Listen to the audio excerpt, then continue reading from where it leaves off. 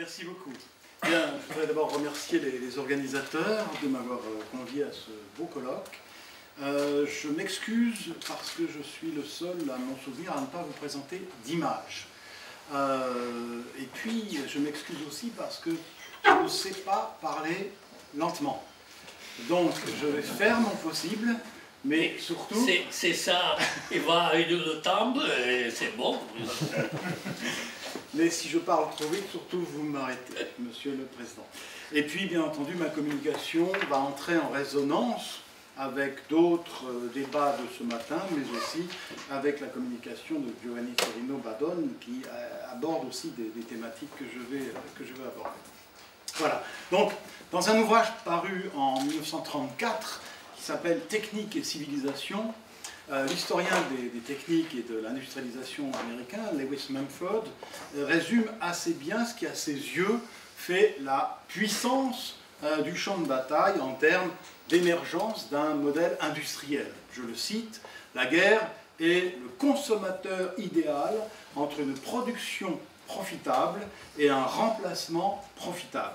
Le train de vie le plus fantastique et le plus luxueux ne peut rivaliser avec un champ de bataille en fait de consommation rapide. » Alors, 4 constats pour une tentative de démonstration, mais vous avez compris que je vais tenter de filer la comparaison avec cette notion de consommation militaire et la manière dont les combattants ont perçu cette consommation militaire. Alors, 4 constats, donc, que je rappelle, mais qui ont été maniés déjà à plusieurs reprises au cours de la journée.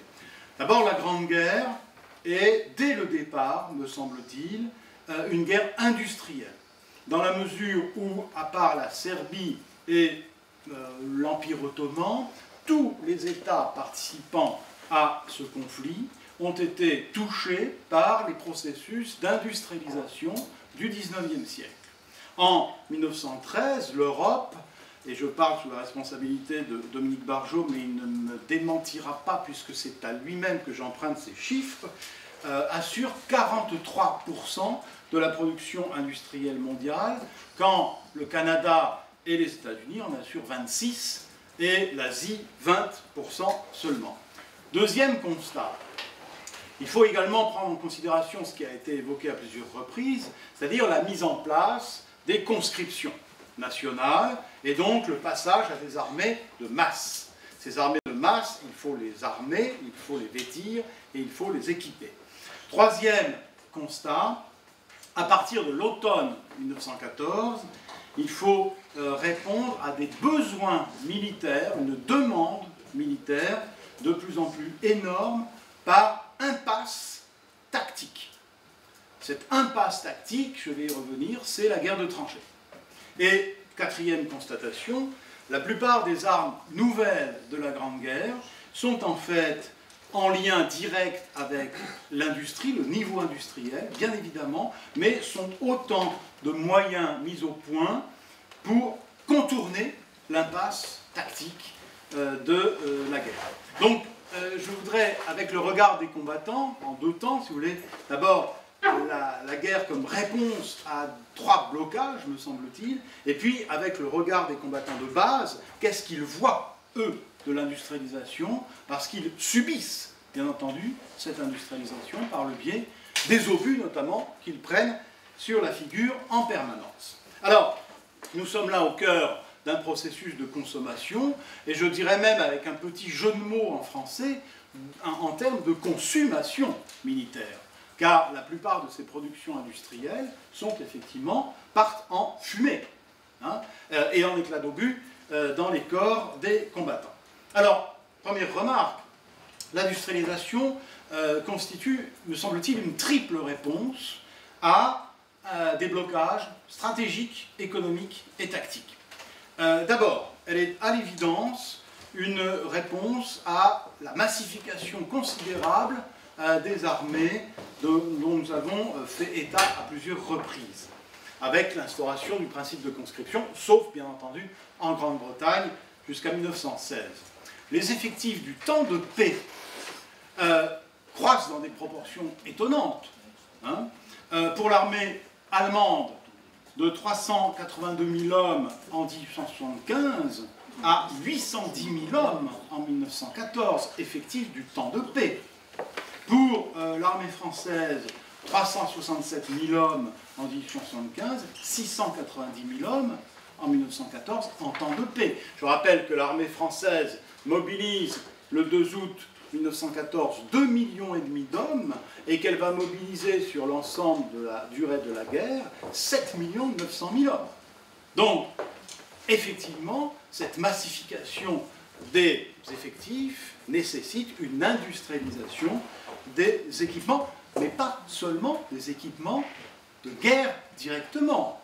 Au cours de l'hiver 1917-1918, 10 millions de chemises sont envoyées à l'armée française. L'espérance de vie d'une paire de chaussures militaires, de brodequins militaires au cours de l'hiver 17-18, c'est 8 semaines. Donc il faut renouveler effectivement ces équipements. Hein. Deuxième impasse et deuxième réponse industrielle. Dès les premières semaines de guerre, dès les premiers jours de guerre même, il apparaît que la manœuvre, au sens militaire du terme, est ralentie, voire empêchée par manque de munitions, et notamment manque de munitions d'artillerie. C'est-à-dire que dans toutes les armées commençant la guerre, y compris dans l'armée allemande, nous avons le même réflexe, la sous-estimation des consommations de guerre a été énorme. Je prends quelques exemples chiffrés. Chaque canon de 75 français est équipé et doté en 1914 de 1400 coups, 1400 obus. Et on pense qu'avec 1400 coups par pièce, on va couvrir les besoins de la totalité de la guerre.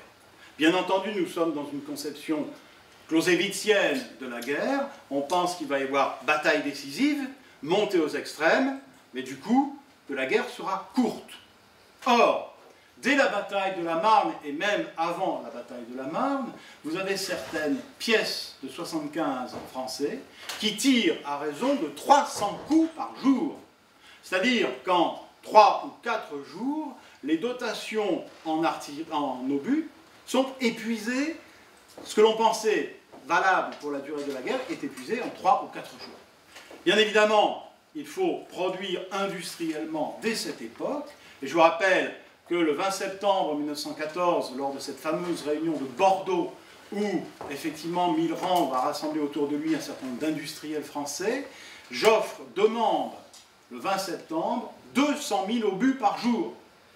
Et Millerand lui dit, mon général, au mieux 30 000 par jour d'ici octobre. Donc nous sommes dans un hiatus absolu au début de la guerre. Troisième impasse, une impasse tactique. Une impasse tactique, c'est la fin de la guerre de mouvement dès le mois d'octobre 1914.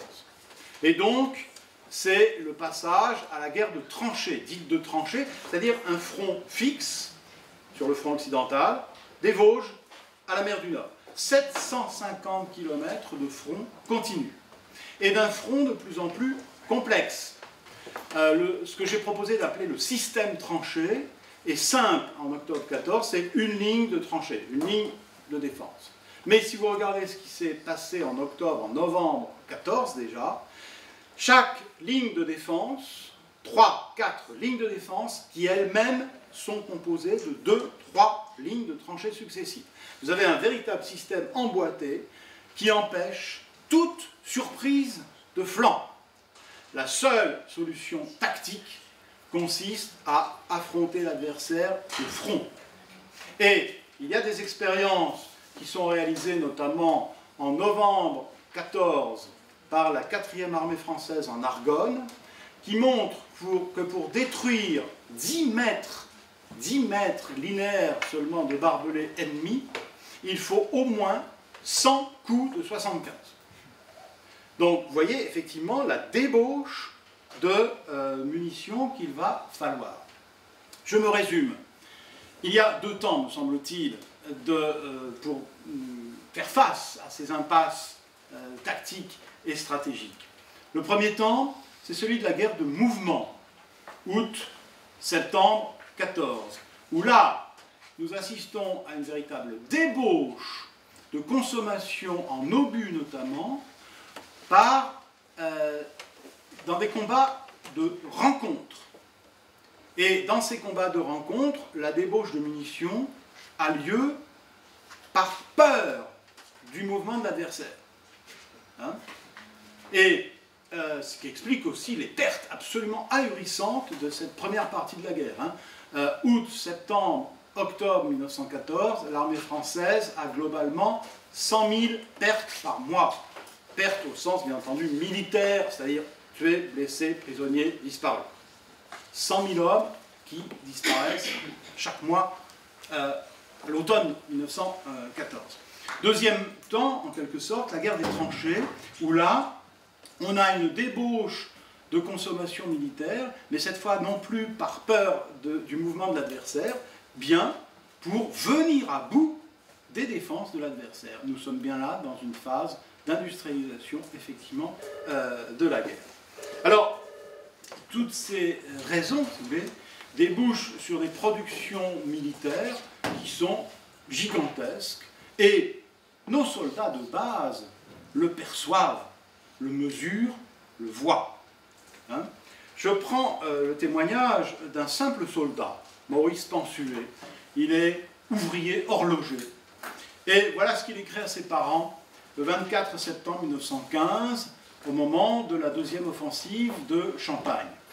Je le cite. « Pour vous faire une idée des munitions accumulées, voilà, 2 points. Il y a 10 000 obus par batterie de 75 et 3 batteries par 200 mètres.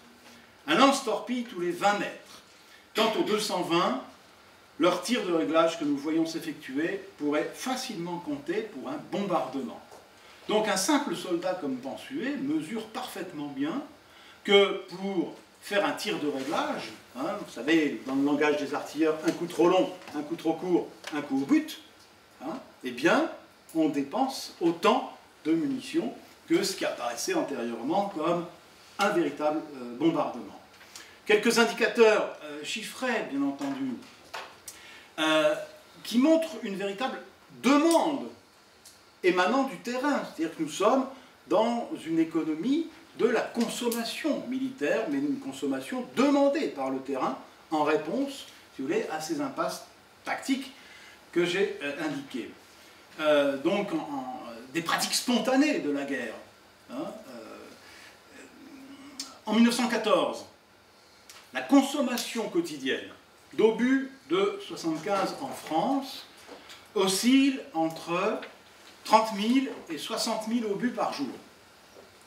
En 1918, nous serons passés, pour ce même critère des obus de 75, à environ 130 000 obus par jour, en temps, je dirais, normal. Donc vous voyez bien la saturation qu'il y a sur le champ de bataille, mais vous voyez bien aussi les nécessités productives qui s'imposent à l'arrière. Alors, deuxième temps, si vous voulez, rampons avec le nez dans la boue et regardons cette consommation militaire vue par le soldat de terrain.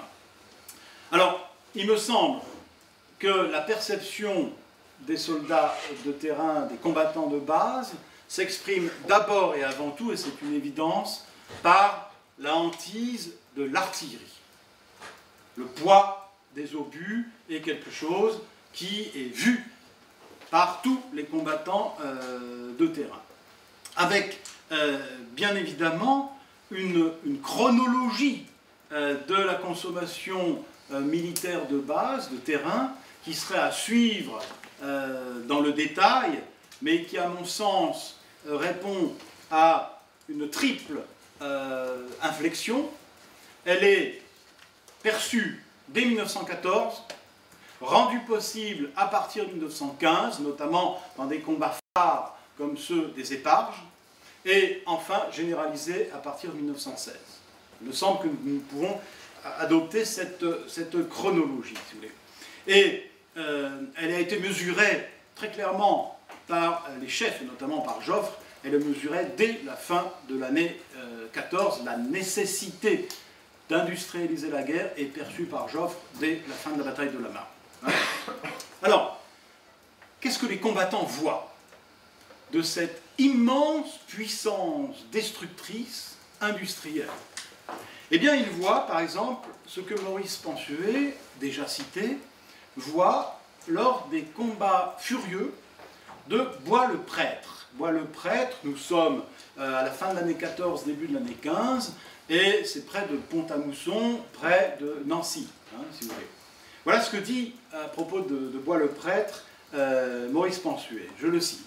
« Quiconque n'a pas vu le Bois-le-Prêtre, ou du moins ce qui fut le Bois-le-Prêtre, ne peut se faire une idée de la guerre actuelle. On dirait que le sol a été retourné par une énorme charrue. Pas un pied de terre qui n'ait été touché par la mitraille. Les arbres sont déchiquetés et décapités, les charmes des bouleaux de 50 à 60 cm de diamètre, les racines en l'air, comme de vulgaires arbrisseaux, et parmi tout ce chaos, les tranchées se croisent et s'entrecroisent comme un véritable labyrinthe, et il termine un véritable royaume de taupes en plein air. Bien entendu, royaume de taupes, parce que la réponse spontanée à la puissance de feu de l'adversaire, c'est la tranchée, ça consiste à creuser pour se protéger, c'est une évidence. Le capitaine Charles Delvert, dont le témoignage est précieux, parce qu'il est officier, mais officier de complément, c'est-à-dire officier de réserve dans l'armée française, et il est agrégé d'histoire, donc il a le double regard du scientifique et du combattant. Et la compagnie de Charles Delvert joue un rôle véritablement héroïque durant la bataille de Verdun sur les contreforts sud du fort de Vaux.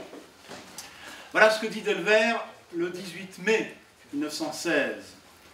Le sol a été tellement remué par les obus, tellement bouleversé, que la terre est devenue meuble comme du sable et que les trous d'obus y font maintenant les effets de dunes. Donc même le sol est tué par la puissance des obus. Hein, notamment en Champagne, on voit la puissance des obus faire remonter le sous-sol, la craie champenoise qui affleure alors que, bien entendu, elle n'affleurait pas. Le médecin Louis Mauffret, mais un médecin, lui aussi officier de complément, et qui a un poste de secours en première ligne. Si vous voulez, hein, il ne gère pas un hôpital d'évacuation à l'arrière. Non, il recueille les blessés en première ligne. Louis Mauffret, sur la rive gauche de la Meuse, en mai 1916, je le cite, « Le sommet du Mort-Homme, qui n'a pas 1 kilomètre de large, a reçu 3 projectiles par seconde, au moins en 1h30. Ce sont là des évaluations. Je ne suis pas certain que Mauffret ait pu réellement compter. Mais nous sommes là, bien évidemment, dans la guerre perçue par les combattants. Ce qu'ils en ont perçu, c'est une cadence de tir absolument effrénée. Hein? Bien entendu, les effets de sa propre artillerie sur l'ennemi sont d'autant mieux perçus que les fantassins ont justement l'expérience des obus ennemis. Hein. Pensuet, pour revenir à lui, mesure ses dimensions le 10 juillet 1916, il écrit « Hier, nous avons assisté à un bombardement terrible, tout était en feu sur un espace de plusieurs kilomètres, et cela n'a cessé que ce matin vers 9 h. Donc vous voyez ce que perçoivent parfaitement bien les combattants des deux côtés, bien évidemment, c'est aussi la durée des tirs d'artillerie et notamment des préparations d'artillerie. Toutes les armes sont concernées par la montée en puissance de leur production. Rédigeant un rapport après un coup de main en juillet 1917, il est alors sur le chemin des Dames, et le capitaine en question, vous le connaissez tous, c'est le grand historien Marc Bloch, mais officier de complément, lui aussi, dans l'armée française, mobilisé comme sergent, qui termine la guerre comme capitaine. Et il fait un rapport à son colonel qui est extrêmement intéressant, parce qu'il décrit les armes utilisées et ce qu'il faudrait. Alors, par exemple, il décrit les grenades à fusil, le système Viven-Bessières français. Je cite, « Les grenades à fusil ont continué à donner d'excellents résultats. Quant aux grenades, elles ont été l'arme véritable de ces combats de nuit en terrain bouleversé. Ce qui m'importe, c'est ce qui vient ensuite. Il importe d'en avoir de gros approvisionnements pour chaque homme, pour que chaque homme en trouve, même après les bombardements, à portée de sa main. » Ensuite, il détaille les consommations d'obus de 37, qui est ce petit canon d'accompagnement de l'infanterie. Les canons de 37 qui ont tiré environ 350 obus, pour un simple coup de main, hein, ont donné d'excellents résultats, etc., etc. Alors, il est intéressant de noter ce que j'appellerais l'économie de l'offre et la production de surplus dans ce témoignage de Marc Bloch. Parce que il affirme bien, à propos des grenades, qu'il faut en distribuer trop pour, en quelque sorte, en avoir toujours. Hein? Et ça répond à une pratique des combattants de base qui, du côté français, lorsqu'ils montaient aux tranchées très souvent, ne s'encombraient pas de munitions personnelles parce qu'ils savaient qu'ils en trouveraient à profusion sur le champ de bataille. Hein? Donc là, vous avez effectivement cette surconsommation militaire qui me semble très riche de sens. L'industrialisation, ça veut dire aussi l'admiration, quelque part.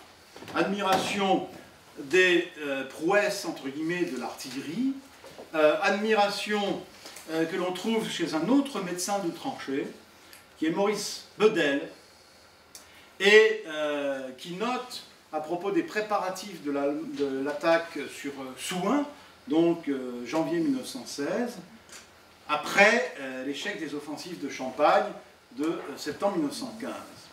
Je le cite. La préparation de l'attaque a été un chef-d'œuvre du genre. Toute la région de Souin à Beauséjour avait été recouverte de voies ferrées. Le ravitaillement en obus fut en tout point parfait. La préparation d'artillerie coûta 700 000 obus. On admet qu'une prochaine offensive de ce genre en dépenserait 5 millions. Donc nous retrouvons là tous les arguments qui ont été déjà avancés à certains moments, notamment l'importance des voies ferrées, de la logistique, de l'arrivée sur le champ de bataille de ces approvisionnements de guerre. C'est donc bien, me semble-t-il, par l'expression de la perception de la puissance fantastique de l'artillerie de son propre camp ou l'artillerie de l'adversaire, que les témoignages de combattants sont les plus féconds dans ce registre de l'industrialisation de la guerre. Certains ont même exprimé la quasi-inéluctabilité de la mort par cette toute-puissance de l'artillerie. Eugène Carias, combattant de Verdun, mais qui sera ensuite un des penseurs de la stratégie française, grand blessé de Verdun.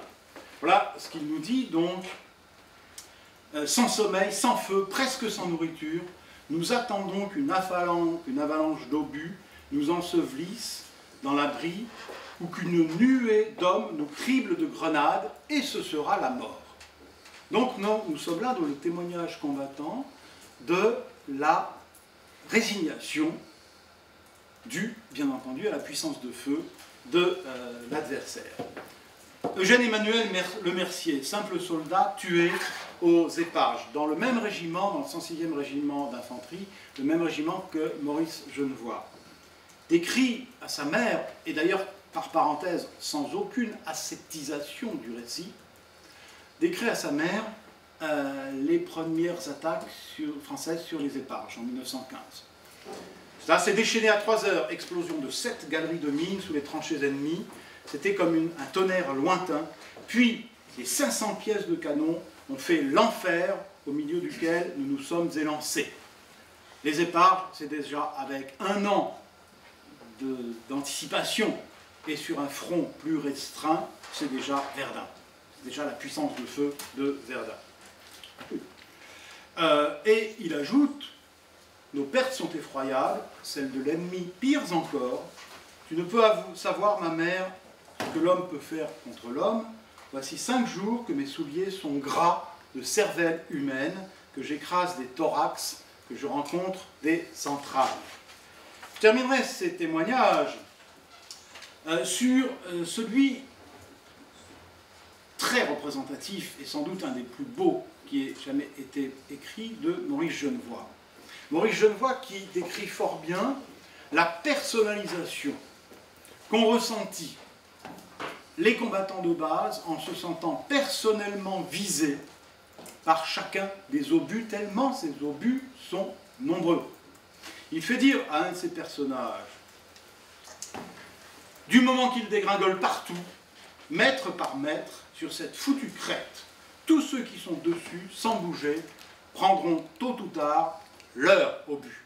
Comme si donc chaque obus était personnalisé et signé à l'adresse d'un combattant particulier. On retrouve aussi quelque chose qui est extrêmement important, qui est la porosité, le lien que l'on peut faire entre le travail industriel et la guerre. Dans les témoignages combattants, l'emploi du mot « travail » revient constamment. Ça a été souligné ce matin par Luigi Tomassini, le soldat, décrit par Estiunger, devient un travailleur de la guerre. Ce qui d'ailleurs au passage nous permet peut-être de revenir sur le débat que nous avons eu ce matin, sur le citoyen. Citoyen certes, mais citoyen désormais professionnalisé, comme un ouvrier de la guerre. Je terminerai rapidement sur la perception des armes nouvelles, liées très intimement à l'industrialisation et à l'industrie de la guerre. Le lance-flamme. Le lance-flamme, c'est effectivement le symbole de l'industrie de guerre, avec tout ce que cela peut représenter de menaces, même si objectivement, il y a eu peu de tués par lance-flamme. Et même si objectivement encore, l'arme est tout aussi dangereuse pour celui qui la porte que pour celui qui reçoit l'objet enflammé. Parce que le porteur de lance-flamme est immédiatement la cible de tous les fusils d'en face. Le gaz. Alors là, le gaz, on en a parlé, bien évidemment. L'Allemagne a une avance, mais les Alliés refont vite leur avance. Et surtout, ce qu'il y a d'intéressant dans les témoignages combattants, c'est la hantise. La hantise que représentent les obus à gaz à partir de 1916, plus encore que les nappes dérivantes, telles qu'elles sont utilisées en 1915 et début 1916. Dans les offensives alliées de 1918, vous avez plus d'un obus sur 2 qui est un obus à gaz, mais qui est destiné cette fois à neutraliser non pas les combattants de première ligne, mais les points de communication de l'arrière. La stratégie, la doctrine d'emploi des obus à gaz a radicalement changé. Le lien avec, bien entendu, le gaz, la guerre des gaz et l'industrialisation est évidente, puisque le lien avec les industries des colorants chimiques, notamment via le chlore, est tout à fait évident. Quant au char, eh bien, là encore, il s'agit d'une tentative pour sortir de l'impasse tactique qu'a représenté la tranchée. Et on dit souvent que les Allemands ont raté la révolution du char. Pas du tout. Ils n'avaient simplement pas assez d'aciers spéciaux et ils ont préféré construire des sous-marins que de construire des chars. Donc, pour terminer, eh bien, il me semble que avec des témoignages peu nombreux, et je m'en excuse, mais nous pourrons y revenir dans la discussion, les grandes fonctions de l'industrie sont parfaitement perçues par les combattants. La production répond à une demande de consommation de la part des combattants de base. La productivité est perçue avec la notion de cadence, notamment de cadence de tir des artilleurs. Je vous rappelle qu'une simple pièce de 75 français peut, en cas de besoin, tirer à 20 coups minutes. Vous voyez les cadences que cela représente en approvisionnement. Hein. Et puis, bien entendu, eh bien, la consommation est perçue, la consommation militaire est totalement perçue par les combattants de base, à travers notamment la puissance de l'artillerie. Et je pense qu'il y a bel et bien dans l'esprit des combattants porosité totale entre monde de l'industrie du civil et monde de la guerre. Je vous remercie de votre attention. Merci.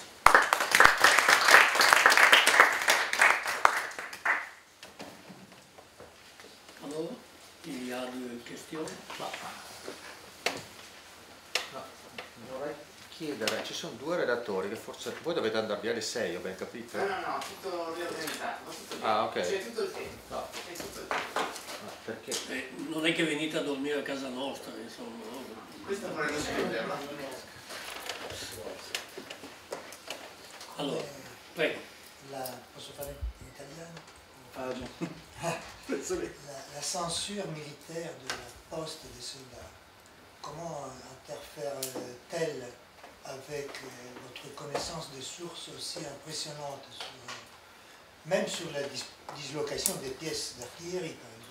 Comment se fait-il que vous pouvez disposer de documents aussi délicats, sur tous les points de vue, malgré la censure? Alors, la censure est un vrai faux problème. Parce que les censeurs font des prélèvements par sondage. Et des prélèvements qui sont très peu efficaces en début de guerre, qui le deviennent un peu plus en fin de guerre. Mais même en fin de guerre, ils font des sondages au 8e. Au mieux, une lettre sur 8 est ouverte. Donc vous en avez 7 sur 8 qui ne sont pas ouvertes. Deuxième remarque, la censure ne concerne que les lettres qui sont postées par la poste militaire, qui profitent de la franchise militaire. Si le soldat a un sou pour poster sa lettre dans le circuit civil, il a toutes les chances de ne pas être censuré. Et puis, vous savez, alors c'est pour ça que je n'ai pas évoqué les lettres, et que j'ai travaillé surtout sur les témoignages publiés, et notamment, pour moi, le matériau royal, impérial. Ce sont les journaux intimes, parce qu'ils ne sont pas destinés à être lus par quelqu'un d'autre que le rédacteur. Parce que, vous savez, sinon, nous estimons, côté français, qu'il y a 4 millions de lettres par jour de guerre. Donc, si je veux travailler sur les lettres de poilus, comme certains collègues l'ont fait très très fortement, eh bien, je peux pratiquement dire de la Grande Guerre à peu près tout et son contraire. Hein, parce que le matériau est tellement immense et surtout peu fiable. Peu fiable, pourquoi? Parce que dans une lettre à sa famille, le combattant ment par omission. Il ne dit jamais les risques encourus. J'ai pu le prouver avec 2 correspondances, notamment la correspondance d'un écrivain français célèbre avant la Grande Guerre, qui est Louis Pergaud. Louis Pergaud est prix Goncourt en 1910, mobilisé comme sergent. Il est tué dans la bataille de Wavre en avril 1915. Et nous avons de Louis Pergaud des lettres à sa femme, Delphine, et qui est en plus jeune que lui, donc il y a un rapport assez paternaliste avec sa femme, et son journal intime. Alors qu'il écrit à sa femme Delphine, pour un jour précis, ne t'inquiète pas, tout va bien, secteur tranquille, je ne suis pas aux tranchées. Il écrit dans son journal intime, journée terrible, le lieutenant est tué, nous sommes bombardés constamment. Pour le même jour. Donc, personnellement, connaissant bien le matériau des lettres, je m'en méfie au plus haut point.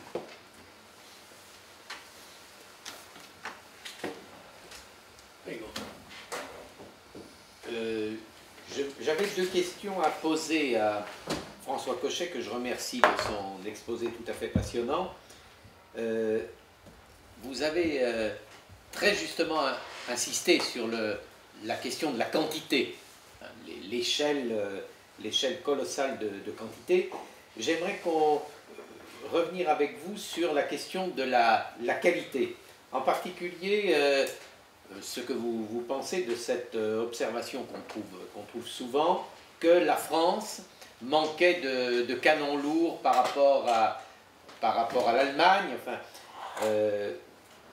et par ailleurs, insister aussi sur la question de l'approvisionnement, ou plus précisément de l'acheminement de ces matériels, et les témoignages éventuels qu'on pourrait avoir à propos de cette question de l'acheminement ferroviaire ou par voie automobile ou éventuellement hippomobile. Alors, deux questions un peu emboîtées. La question de l'insuffisance de l'artillerie lourde, oui, c'est incontestable, mais c'est voulu par les militaires avant la Grande Guerre, et surtout c'est voulu par les politiques. C'est-à-dire qu'il y a une grande cohérence à partir du moment où nous sommes dans une stratégie offensive. Le canon de 75 est parfait, puisqu'il va permettre, il a un tir rapide, il a un tir précis et il a un tir puissant par rapport à son calibre. Mais il permet d'accompagner l'offensive. Et donc c'est très cohérent. À partir du moment où il y a rupture de cohérence parce qu'on s'installe dans les tranchées, il nous faut effectivement des armes à tir court. Mais alors, ces armes à tir court et de grande puissance, vous avez certains généraux, je ne veux pas revenir sur ton ami Persin, qui a dit non, non, on n'en a pas besoin. Hein. Et puis surtout, vous avez les députés français qui, à la veille de la guerre, ont réduit les budgets d'armement en pièces lourdes, qui n'en ont pas voulu parce que trop cher, et parce qu'il fallait équiper une armée de masse. C'est-à-dire que nous sommes toujours là, dans une quadrature du cercle. Je monte en puissance en termes de masse, en termes d'effectifs, donc je dois consacrer du capital aux hommes, à l'habillement des hommes, à l'hébergement des hommes, et je ne peux pas le consacrer au matériel lourd. Maintenant, sur ce qui concerne les approvisionnements, alors là, une des grandes victoires françaises de la Grande Guerre, me semble-t-il, c'est justement l'organisation des états-majors d'armée et l'efficacité redoutable à partir de 1916, fin 16 et 17-18, avec notamment l'organisation de ce qu'on appelle la réserve générale d'artillerie, qui permet de dispatcher d'une armée à l'autre, en fonction des besoins, les moyens en artillerie, notamment lourde. Mais pour vous donner une idée, à mon souvenir, pour simplement déplacer une division de type 1918, il faut quelque chose comme 30 trains. Hein, 30 trains, et les approvisionnements suivent bien évidemment cela. Le coup de génie de Joffre pendant la bataille de la Marne, effectivement on a dit ce matin qu'il était issu, c'est un sapeur, hein, Joffre est issu de l'arme du génie, et c'est un remarquable technicien des transports ferroviaires. Et sa victoire à la Marne, début septembre 14, c'est tout simplement parce qu'il réussit à faire roquer, à faire déplacer si vous voulez, des troupes du secteur de Verdun, qui tient et qui est alors un secteur calme, pour les ramener vers l'Ourcq et vers Paris. Et donc cette rocade ferroviaire, c'est ce qui assure la victoire de la Marne. Ce sont les trains qui ont gagné la Marne, et pas les taxis dont je rappelle qu'ils ont transporté au mieux 800 hommes, hein, sur un corps monouri qui compte 32 000 hommes. En revanche, Gallieni sait fort bien manier la propagande et l'arme médiatique. Là, les taxis, c'est Lyoté. Hein. Merci. Je voulais juste faire une remarque qui sera brève. Ce que je trouve vraiment fascinant dans ton exposé, c'est la façon dont les soldats s'approprient les règles et le mode de fonctionnement de la guerre industrielle qui est censé les désorganiser. Mais ils se l'approprient en la subissant. Hein. Bien sûr, tout à fait. Mais ils en approprient d'abord les règles, le fonctionnement, Et c'est ça qui est intéressant, c'est la façon dont la guerre produit toujours sa propre culture, ses propres critères d'évaluation, etc., qui relèguent finalement au second plan les autres cadres culturels, religieux, etc. La guerre devient le maître. La guerre devient le critère par le filtre duquel on pense tout. Et c'est elle qui transforme, en fait, qui transforme les hommes. Et je ne m'attendais pas, effectivement, à trouver ces éléments vraiment sur le caractère de la guerre industrielle aussi nettement. Merci. Ho sentito che noi sono